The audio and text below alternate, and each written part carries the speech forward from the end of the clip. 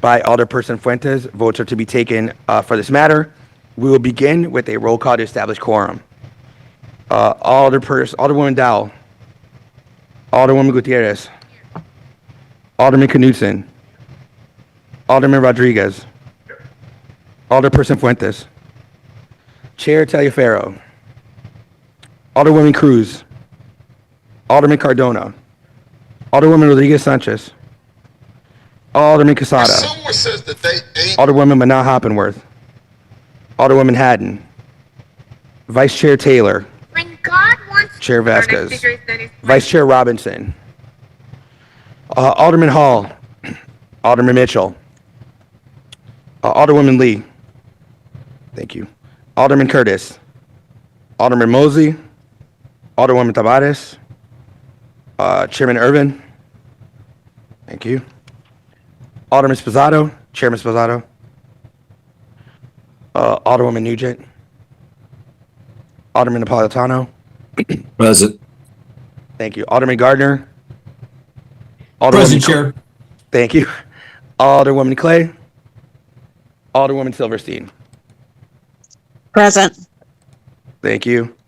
There are 14 members physically present. We have a quorum. It is a quorum. 14 is quorum. Any non-members present? Nope. Alderpersons Taylor, Gardner, Quesada, Silverstein, Robinson, Tabares, Napolitano, Mitz, and Mosey have requested a virtual option for committee hearing attendance in accordance with Rule 59 of the City Council Rules of Order. Can I get a motion to allow them to attend this hearing virtually? So moved by Alderwoman Gutierrez. Hearing no objection, so ordered. At this time, we'll begin the public comment period. Yes, Chairman.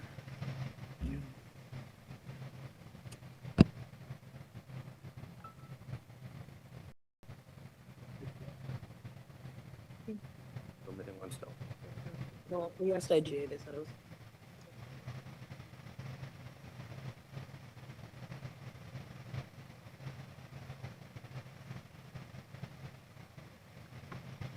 Well, we are one short of quorum, but we can begin public comment in the meantime. Thank you, Alderman Salvato.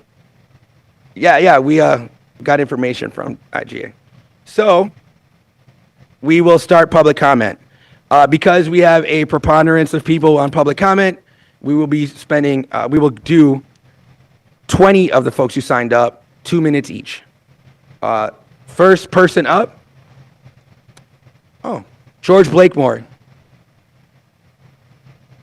After public comment, Thank perhaps. you very much. Perhaps Only 20 you all, speakers. don't know me, and you just heard me holler and rage about illegal immigrants. Yeah. You just heard me, oh, they don't belong here. Several years ago, I was here, and everything changed. I signed up to speak, and they had about 50 or more illegals here, migrants or whatever. The Hispanic, he's Hispanic. So he said, I'm going to take your minutes away, one of your minutes, Mr. Blakemore, and I'm going to have 2 minutes. I was outraged. Why would you take from a legal citizen? Why would you do that and give it to somebody else that's illegal? The problem here is the illegal immigrants that refuse to go along with our immigration laws. That's the big picture. They refuse. They're bullies. They say, I'm going to do what I want to do, and when I want to do it, and how I want to do it. I have advocated for Trump to come here and clean up this swamp. We have laws in the city of Chicago and in the state of Illinois, the county of Cook. We have laws. And you want me to be a law-abiding citizen? You want me to obey the law when I watch you all come and get things that the native black people, citizens of this country, can't receive, giving you food stamps, Section 8 housing, hospitalization for residents. I'm not a resident. I'm a U.S. citizen. So that puts me above you and you. I am a legal citizen of the United States of America. Commission, and it took 218 days for the CCPSA to have a hearing. I find it ironic since you have gone full speed ahead supporting Anthony Driver for Congress, even canvassing for him. Anthony, as you know, was the president of the CCPSA until October, relinquishing that role to run for office, but still holds a position in the commission. As a chair of the Immigration Committee, you have only held a grand total of 4 meetings. 4 meetings with concerns so vital to the community, you should have been meeting at least once a month, if not twice a month. But now you want to place the blame for failures of illegal immigration at the feet of CCPSA and CPD. There's a mechanism created by the commission for interaction with CPD to have a commander or ranking member at every CCPSA district council meeting to address the concerns that you have here today. Clearly, our brief conversation shows you are not really as knowledgeable about the My name is Emma Mealy, and I am here today to make clear that Chicago is a welcoming city by ordinance, not by sentiment. Chapter 2-173 is very clear about the role of CPD in relation to ICE, and what we are witnessing right now is a direct breakdown of that legal boundary. The way our legislation is written is unmistakable. CPD is prohibited from assisting, facilitating, or creating access for ICE as it relates to civil immigration violations, and yet CPD is creating perimeters, controlling crowds, arresting peaceful protesters, and functionally running interference so ICE can carry out raids safely. Let me be clear, the safety is being created is not for the people of this city. It is for federal thugs more concerned with destroying families and defending public. Our communities are paying the price in real life. You wrote this law to protect Chicagoans, so we are demanding. Thank you very much for your comments.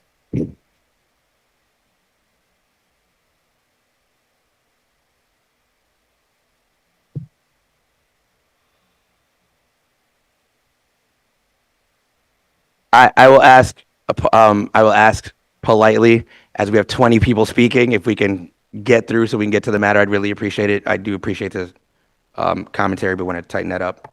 Next person up is Patricia Puente. Come on, Tricia. Bring it.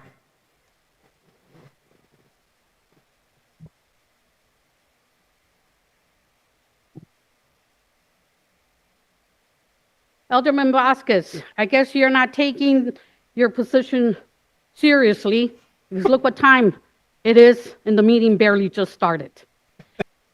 And then this Hispanic that didn't even know how to speak English came to me and told me, "You have Mexican blood, you should only speak Spanish." And this is my response. Wow. God forbid it's something happened to you. You ended up in the hospital. Are you going to tell them, "Oh, is that Mexican blood?"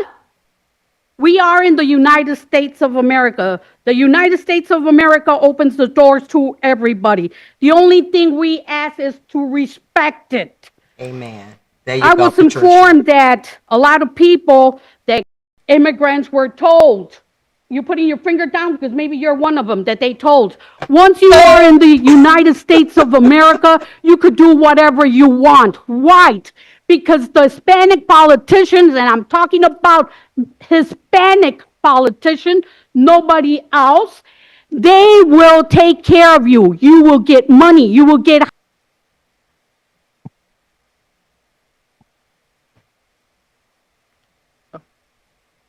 Good evening, members of City Council. My name is Jessica Linares. I am a proud immigrant and a proud Mexican. I'm here to speak about public safety, and to be clear, public safety cannot exist without public trust. Right now, that trust is broken in too many Chicago communities. People are not asking for less safety. They are asking for protection without fear, for police that they fear, for police that defend their lives and rights instead of making them feel targeted, ignored, and disposable. The lack of trust we see today is a result of repeated experiences. Under protection in neighborhoods and communities afraid due to the help of CPD, given to the federal agents, as well as failure to listen when residents raise concerns. When communities don't trust the police, violence increases, cooperation decreases, and everyone loses, including the officers. This is not sustainable, and it is not acceptable. Can you breathe? Our community is organized for years for the welcoming city ordinance that we have today, and we're here again today to make sure that it's being enforced as it should be. Chicago police should not be protecting ICE and DHS agents. We have a right to Get protest and Patty up speak up here. about the abuses we're seeing, especially as we see ICE continue to commit abuses and lie about them time after time. We demand that Chicago City Council pass Alderman Fuentes' ordinance so there's clarity that COPA will be responsible for investigating Thank you for your. We're gonna be here all night, folks. Next is Angel Ruby Navarro, followed by Elias Cepeda and Antonio Ramos. Yeah, we're your co-chair, Jeanette Hi, good Taylor. afternoon, members of the City Council and everybody in the box. Hiding the My face name is again. Angel Ruby Navarrijo, and I'm a Chicago resident, and I also sit as the vice president for the CCPSA. My comments today are my own and are not reflective of the full commission. If you have questions about our stance on the matter in regards to ICBP and CPD interactions, we put out a statement on January 16th, available on our social media at CCPSA_Chicago. I'm giving my own comment today. I think what's happening in Minnesota is wrong and goes to show how this administration disregards the rights of its own U.S. citizens as well as immigrants that have helped to build this country. Renee Good and Alex Preddy were shot and killed on American soil. This is a sad and brutal truth that we face. On January 8th in Pilsen, we held a public hearing in regard to the matter of what's occurring in our city. And what I heard that night was really clear.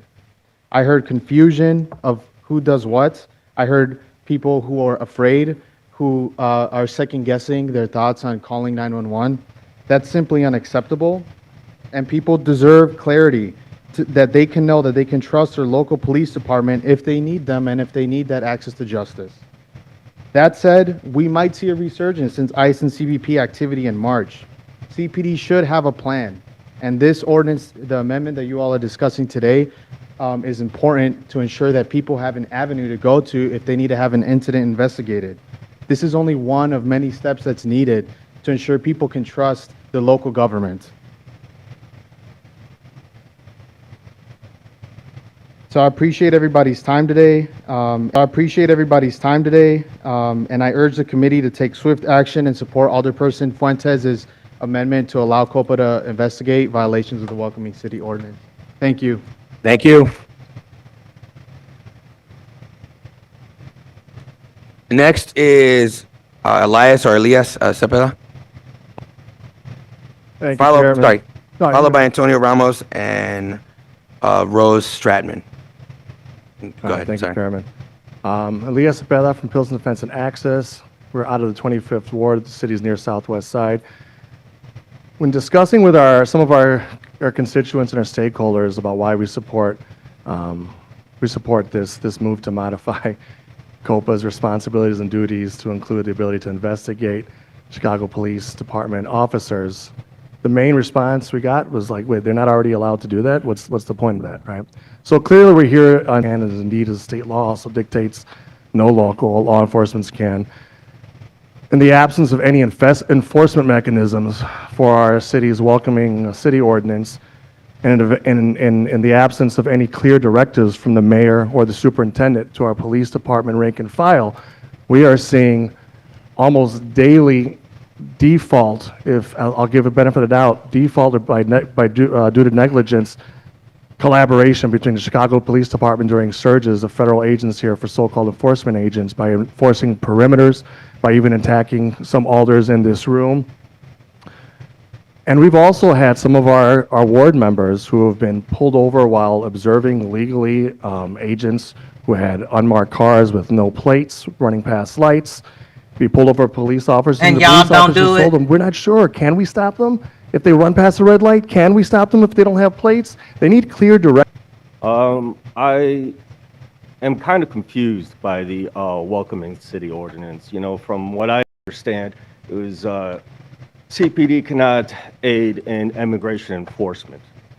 You know, I went to DC with the mayor last year while he got grilled on Capitol Hill about this, and I thought that's what we were defending. But I guess we need to adjust it so we can investigate the officers that are aiding with immigration enforcement. You know, we have many cases of this happening in the last year.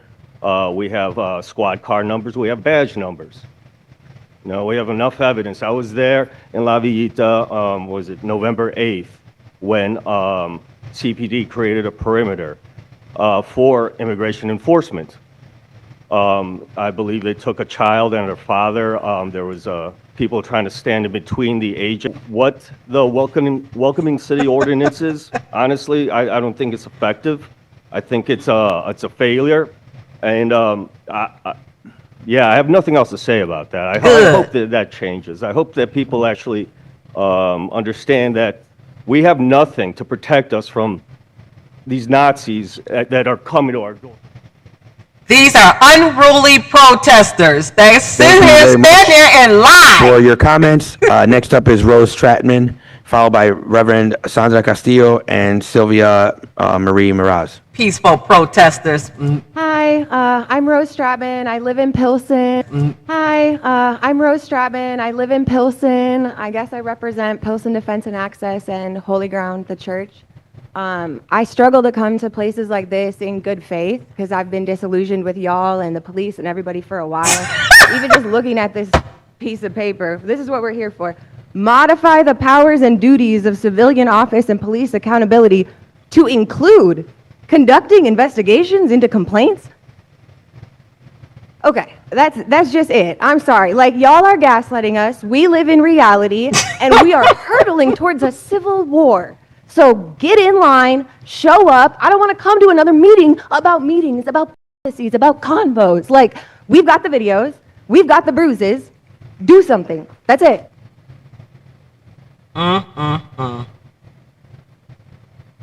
Thank you for your comments. Next, we have Reverend Sandra Castillo, followed by Both individuals in the course of transparency had been ticketed for DUI, one in Chicago, one not. Rightfully so. These fathers were deprived of the care and support of their children.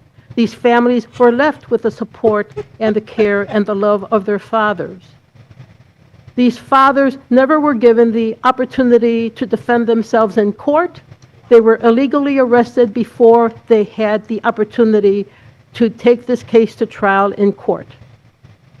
If the city council is serious about the Welcoming City Ordinance, it must pass Alderman Fuentes' ordinance. No. There has to be accountability. And the only way we are going to get accountability if COPA is the body in charge of investigating these complaints.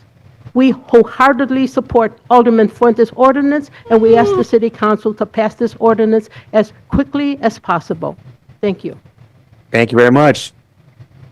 Our next speaker is Sylvia Marie Miraz, followed by Jonathan Gomez and Dennis White. Pathetic. Hello, everyone. I'm Sylvia Marie Miraz. I don't usually do this. I'm kind of tired. I just got to have a 12-hour shift from Midway. I don't want this Gestapo here. I don't want this. Parents, grandparents.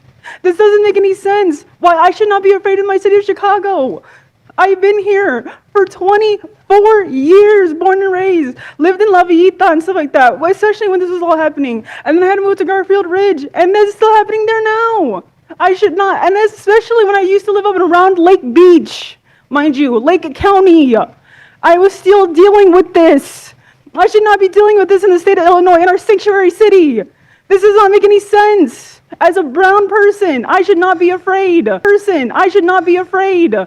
As a woman, I should not be afraid, but yet here we are. I want you all to listen, please. If there's anything you have to take away from this, please. Listen to your community, listen to your people, listen to your kids, listen to your generation, your new generation. We are the future, please. I shouldn't be. Bye. All that whining. Need some cheese with that. Thank you very much for your comments. Next up, we have Jonathan Gomez, followed by Dennis White and Abier Minor. My name is Jonathan Gomez from Lincoln Square, 47th Ward, proud immigrant from Guatemala. I'm the co-director at the Chicago Religious Leadership Network on Latin America, an immigrant rights organization. Last July, the Committee on Immigrant Rights and Refugees witnessed a really disappointing spectacle.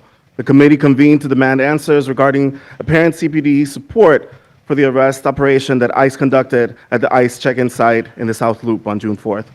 CPD's presence is setting up perimeter around the site, and apparently communicating with ICE looks very much like a violation of our welcoming city ordinance. The ordinance itself creates mechanisms for investigating and seeking accountability for violations. The ordinance does not allow people harmed by these violations to bring legal action themselves. Instead, the ordinance gives COPA the authority to investigate violations by individual officers. All other complaints relating the Welcoming City Ordinance violations go through the Inspector General. Alderman Fuentes' ordinance makes it clear what should have been clear from the beginning. COPA should have the authority and responsibility. And citizens. Defund ICE, and you could boo all you want to, sister girl, but you know what time it is. But anything else, you all want this to happen. We got enough problem, local crime, but you all not even from Chicago, are you? No. You're not from the South or the West Side, are you? No. We deal with this on a daily basis, not with the crimes that's going on with the illegals, but the local crimes itself. Yes. But here's the thing. They carry weapons, I carry weapons because I'm a vet. And believe me, I got combat training. So you, young man, you can smile all you want to, but I know how to handle that business right there. So, yeah, but that's okay. It's Don't let cool. them steal It's your cool. time. Order, please. Because you could call it all you want to. Where's But Jeanette guess Taylor? what? You're not Hispanic, aren't you, white? I am here today to make two clear recommendations. One, to expand COPA's investigatory authority to include investigations into potential CPD and ICE collaboration. Second, to grant COPA the authority to investigate officers alleged to be affiliated with hate and extremist groups. At our most recent commission meeting, more than 900 community members participated, sharing concerns regarding potential CPD and ICE collaboration. What became clear is that people are pissed, they're afraid, and they're disenchanted. When community members come forward to make reports of unlawful behavior and are told that there is no process to receive or investigate their concerns, it disrupts trust, justice, and accountability. We have also received multiple community calls to expand COPA's power to investigate alleged hate or extremist group affiliations within CPD. This is a timely opportunity from Minneapolis It's a to long Chicago. 2 minutes that Our she got. communities are standing together and demanding meaningful. Thank you very much. Our next speaker is Jessica Martinez, followed by Brenda Solorzano and Victoria de Julius. Good afternoon. My name is Jessica Martinez, and I am an immigrant from Guanajuato, Mexico. And I lead immigrant rights and advocacy at Enlace Chicago, a nonprofit organization in Little Village. I'm also here today as a member of the ICER Action Council member, and I'm a veteran too. ICE is killing vets too, just in case you weren't aware. I'm here because the Welcoming City Ordinance is a local These law people that should so full of protect crap. every person in this city. The protection only exists if there's a clear citywide process to investigate possible violations. Without that, the law is weakened in practice. Little Village is violations. Without that, the law is weakened in practice. Little Village is one of Chicago's strongest commercial corridors. When immigrant protections fail, the economic impact is immediate and citywide. Fear does not stay contained. It affects whether people go to work, keep businesses open, report crime, or engage with city services at all. Right now, Chicago's official civilian oversight agency is the Civilian Office of Police Accountability, otherwise known as COPA. COPA is meant to receive complaints of police misconduct and investigate serious allegations involving Chicago Police Department members. But there's a major gap. COPA is not currently investigating Welcoming City Ordinance violations. As Nor a result, citizens, community members dear. and older persons have had to rely on a separate report form created through committee staff to collect eyewitness testimony of potential CPD collaboration with federal immigration enforcement. That workaround itself shows the problem. If complaints like these are not formally investigated through the city civil Is Brenda Solorzano, followed by Victoria de Julius and Yeri Lee. Hi, everyone. My name is Brenda Solorzano. I live in the 25th Ward. I'm with Family Focus, and we're also members of the Illinois Coalition for Immigrant and Refugee Rights. We were on the ground on June 4th, 2025, when U.S. Immigration and Customs Enforcement was luring people into fake check-ins at the South Loop ISAP office and arresting them. These were people that were immigrants that were abiding by the required check-ins, so they were doing what they were supposed to be doing. And we were appalled to see Chicago police officers stay on the other side of the perimeters border around the ISAP site and apparently communicating and possibly collaborating with ICE in violation of our Welcoming City Ordinance. We demanded answers, as did the Committee for Immigrant and Refugee Rights. And we were frustrated when the committee met last July 1st, 2025, and neither COPA nor the Inspector General's office claimed We can feel safety and security because that's what we rely on you to do. So please help us. That's all. Thank you. How about the Americans? Anybody for America? Anybody for American but the couple Thank you very that much for your spoke? comments. Next up, we have Yeri Lee, followed by Claudia Marchand. Wow, this just goes to show you all that they're not for Americans. My name is Yeri Lee. I am here on behalf of myself. And I'm not here to discuss immigrant rights. I'm here to ask a simple question. Has the law been violated? And the resounding answer from our eyes, from our communities, is yes. The Welcoming City Ordinance has been violated by CPD setting up perimeters for How are you not and talking about arresting it peaceful then? protesters. So who is CPD supposed to protect? Chicago or Americans?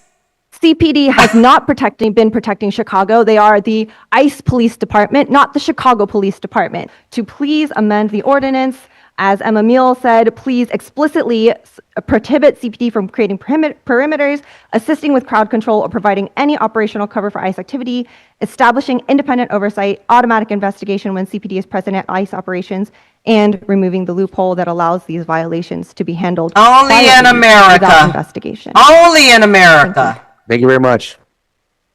Crookedness. Underhandedness. All right, our final speaker is Claudia Marchand. Good afternoon, everyone. My name is Claudia Marchand, and I am with the Immigration Law and Justice Network of Northern Illinois and also an ICER member. I am here, our organization provides free immigration legal services to all those who need them throughout Northern Illinois. I am here today for myself, for my family, for my friends, for our clients, and for our staff. I am here to stand in solidarity to protecting suburbs for intense immigration raids even before the new administration took office. Leave Patty Currently, alone. Federal prosecutors are suing because of the Welcoming City Ordinance and are also threatening to withhold key government funding. We are being bullied. This is unacceptable, and we need to stand strong and strengthen the ordinance. ICE has tried to get I'm records with from you, CPD Patty. as well as city key Let's get information Patty on from here. our city clerk. And we witnessed the rampage that when ICE and Border Patrol agents were here, Look at Patty smashing down and there. crashing our cars, tear gassing our neighbors, which included CPD officers, grabbing and tackling people on the streets, arresting U.S. citizens, and creating havoc and terror in our neighborhoods. Full of All this lies. has undermined public safety throughout our city. If Chicago and Illinois residents don't feel safe and protected, none of us are safe and protected. We need to know that our police department will uphold public safety for all Chicago residents, cooperating with federal agents. Our Welcoming City Ordinance alone cannot offer the assurance. Get her Thank you off very the much. mic. Yeah, get her off. Oh, I still don't see Jeanette Taylor sitting anywhere over there. Where's Jeanette Taylor? You know, Thank the you black alderman. very much to all of our who's the speakers today. co-chair. I would like to note that this joint committee received 316 written public comments. We don't care. I mean, for real. They're your people. We don't care. There being no more speakers, the public comment is concluded. I'd like to note Alderwoman Angela Clay here for quorum. Where's your co-chair, black woman, The Jeanette first and only Taylor? item is Chairman, Alderman Mitts have her hand raised to be recognized for purpose of the quorum as a non-member. yeah, Alderwoman Mitz. What are you gonna I didn't say? have you. We also had you for Rule 59, I believe. Thank you. Wow. Thank you very much. Make it make sense. The first and only item today is 02025-002-0004, an ordinance sponsored by Alderperson Fuentes, which is an amendment to modify powers and duties of the Civilian Office of Police Accountability to include conducting investigations into complaints made against members of the police department alleging violation of the Welcoming City ordinance. They won't even do Alderperson nothing about Fuentes DUI shared remarks drivers. prior to the vote, so we'll move to remarks and presentation. Support illegals, but not Americans who get I'd hit like to by ask illegals. my co-chair, Chris Taliaferro, for any brief remarks he'd like to share. Wow. Wow, wow, wow. None other than I want to thank everyone. Wow, wow, wow. None other than I want to thank everyone for showing up today. Another as we sellout. all know and as we've seen on television and heard in radio as well as in print media, that there's no greater subject that we are He's facing for as a illegals. country, than immigration enforcement. And so I want to thank the leadership of my colleagues. He's for illegal keeping aliens, this at the y'all. forefront of City Council. Know who that Keeping is. this on the minds of Alderman council members Taliaferro. and on the community. And we certainly want to say that we support you and we support our community. And so with that, We thank you for the don't. leadership. Don't speak for us. And I look forward to hearing a debate on this subject. We don't. He's Thank over you the very much for police that. committee. Don't speak for us, I'd like to also Taliaferro. thank our colleague, Alderperson Fuentes, for bringing this ordinance forth. I'll be giving a brief presentation. I'd like to present for the record a communication we received from Police Superintendent Larry Snelling that I'd like to read on the public record. Dear members of City Council, the Chicago Police Department is in support of this proposed ordinance, which furthers transparency around CPD's response to incidents stemming from civil immigration enforcement. CPD has a duty to cooperate with agencies tasked with investigating misconduct. The department understands that our operational response to incidents stemming from civil immigration enforcement by federal authorities are a matter of high public interest and concern. CPD's response to calls for service stemming from federal authorities conducting civil immigration are solely to de-escalate, ensure public safety, and restore peace. This is how the Chicago Police Department has responded and will continue to do so in the future. Larry Snelling, Superintendent, Chicago Police Department. Wow. But won't even I investigate those appreciate officers that who we're let having a DUI conversation drivers related to this off. Subject matter, as many of us have not received the level of transparency necessary to actually hold them accountable, and I am grateful for Alderperson Fuentes' introduction and movement on this ordinance. so They that have we can body get our cams. members to pass it forward. Where the body cams at? As OEMC we all has know, all of that moment information too. Where everyone who understands what's going on needs to be clear that an organization, a department that is operating in this manner as an extension of a president acting as an authoritarian and fascist needs to be abolished, eliminated, ended, decommissioned, whatever synonym you'd like. And It needs to be everything gone. you said, you too. You too, exactly you. And Jeanette Taylor. As it has not occurred yet, what we will do is talk about what it looks like in this city to actually hold some level of accountability. So we'd like to then start with the presentation to talk through some of it.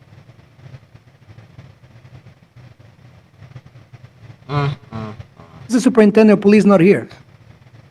He was reached out to. I'm not sure as to why he's not. We can get a follow-up on that, but that is why they delivered a statement. There he is, the other trouble. Just for the record, that's unacceptable and shameful. Delivered a statement. There he is, the other trouble. Just for the record, that's unacceptable and shameful. Thank you for that. All right. Yes, Alderperson. Unacceptable and shameful how they treat Americans. Does COPA have any comments for us or anything? Everyone will as part of the presentation. Okay, so they're part of their presentation? Yes, that's why you're here in the box. Thank you. Next, thank you. All right. So we'll start with June 4th, which is the first noted incident that we've seen. So on June 4th, Department of Homeland Security, Immigration, and ICE agents conducted a mass detention at the immigration office at 2245 South Michigan. Immigrants with no criminal history who had been here for decades and were following the process laid out for them by the federal government were detained, separated from their attorneys, and ripped from their families. They were following the law and quote unquote doing it the right way. Following the law and quote unquote doing it the right way. Peaceful protesters were met with violence from masked ICE agents. Witnesses reported CPD officers blocking off streets, appearing to stand guard for ICE vehicles and accompanying ICE agents in and out of the building in apparent violation of the Welcoming City Ordinance. In response, the Committee on Immigrant and Refugee Rights filed SOR 2025-0017810, requiring the release of all information and recordings related to this incident. We held a hearing on July 1st to pass the order to get the data and footage of the activity that occurred that day. due to that hearing and more pressure from members of the city council, we received the data we requested, including communications regarding the June 4th incident from the mayor's office, welcoming city ordinance reporting from April 1st to June 30th, communications regarding the June 4th incident from OEMC, including audio and event reports for 3 calls regarding the incident and radio traffic, communications and reports related to the June 4th incident from CPD, body-worn camera footage from CPD officers on the scene. That evidence was redacted, but we did receive it. It actually is an outlier because in the incidents that have occurred since, we have not received that level of transparency. At the hearing, CPD assured committee members that CPD did not assist DHS, ICE in the violation of the Welcoming City Ordinance. However, the data release cast doubts on that testimony. So after reviewing the body-worn camera footage, our committee staff found examples of CPD officers advising Department of Homeland Security and ICE on how to transport detainees in their civil immigration enforcement operations. So there was some level of what could be understood as cooperation, if we can play the footage.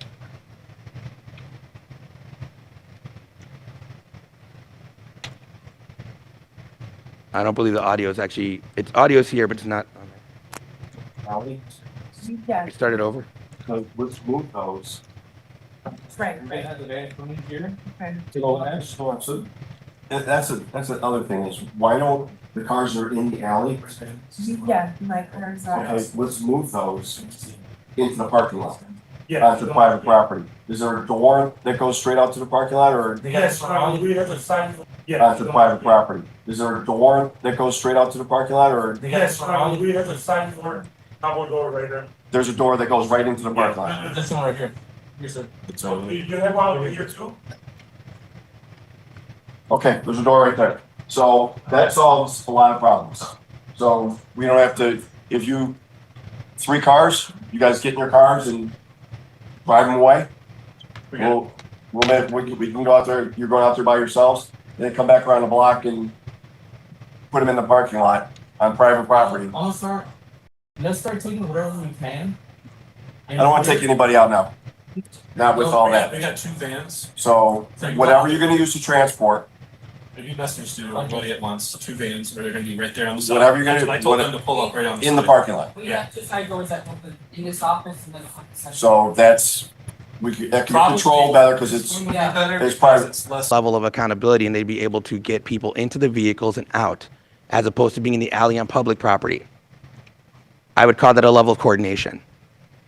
But again, because we don't have further investigation and accountability on every other incident or the footage to look at, it becomes hard to identify what the guidelines should be, what people should be held accountable to, and what consequences one should face for violating the ordinance and guidelines. So what we're looking to do is to establish what those rules are so that there's clarity on what counts and what doesn't count as coordination, and people can be held accountable for violations. I'll ask for the, yes.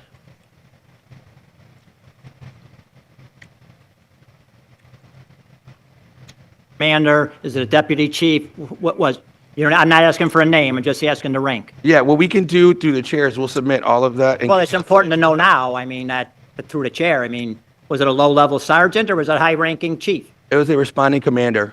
Oh, commander, okay, that's Yeah. all, thank you, Yeah. that's all I need to know. Yeah, and then for clarity, all members of CPD are held accountable, regardless of any position. Yeah, but you define it as a high-ranking member of CPD, Sure. that's why I wanted to know. Totally. You didn't say it was a PO, you said it was a high-ranking member. Yep.